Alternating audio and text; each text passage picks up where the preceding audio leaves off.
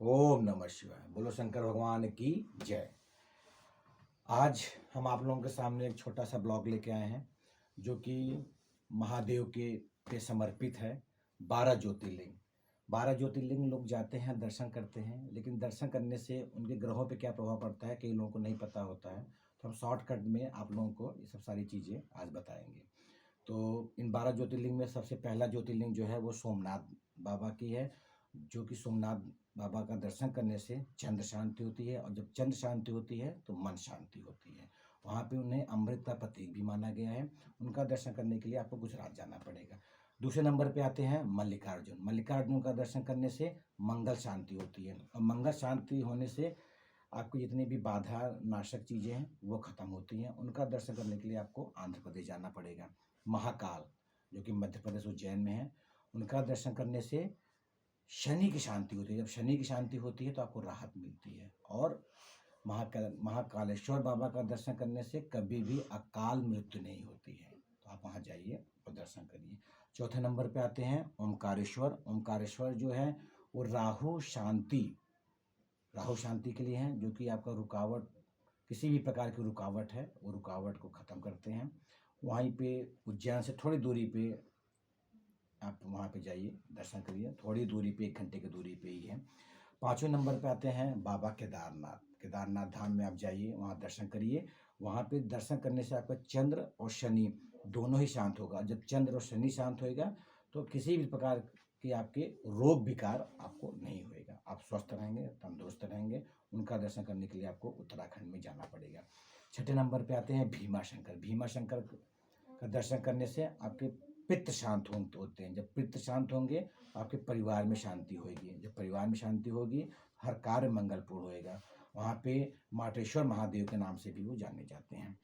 और सातवें नंबर पर आते हैं बाबा काशी विश्वनाथ। बाबा काशी विश्वनाथ उत्तर प्रदेश के वाराणसी जिले में है। आप वहाँ पे जाइए, उनका दर्शन करिए। उनका दर्शन करने से आपकी जो बुध शांति होती है, और जब बुध शांति होती है तो आपको व्यापार में लाभ मिलता है। और इसीलिए कहा गया है बनारस जो है वो व्यापार का केंद्र बिंदु है। लोग वहाँ से बहुत बड़े पैमाने पे व्यापार करते हैं। और जो प्रयागराज है, प्रयागराज जो है वो शिक्षा के लिए प्रयागराज है, बिजनेस के लिए काशी विश्वनाथ है। और आपका 8वें नंबर पे आते हैं त्र्यंबकेश्वर। त्र्यंबकेश्वर जो है वो गुरु की शांति होती है। जब गुरु की शांति होती है तो आपको व्यापार में उन्नति होती है। और त्र्यंबकेश्वर में दर्शन कर जाने के लिए आपको महाराष्ट्र में नासिक में जाना पड़ेगा।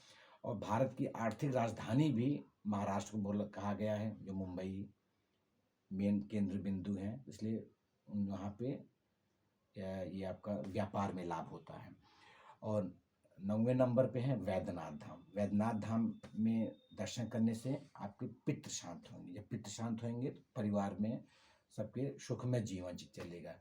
और वैद्यनाथ धाम दर्शन करने के लिए आपको झारखंड जाना पड़ेगा। और 10वें नंबर पे आते हैं नागेश्वर। नागेश्वर धाम में दर्शन करिए। वहाँ पे आपका नागेश्वर धाम में दर्शन करने से राहु और शनि की शांति होती है। और राहु और शनि की शांति होगी तो किसी भी प्रकार के नज़र, टोटके वगैरह से, इन सब चीज़ों से आप छुटकारा पा लेंगे।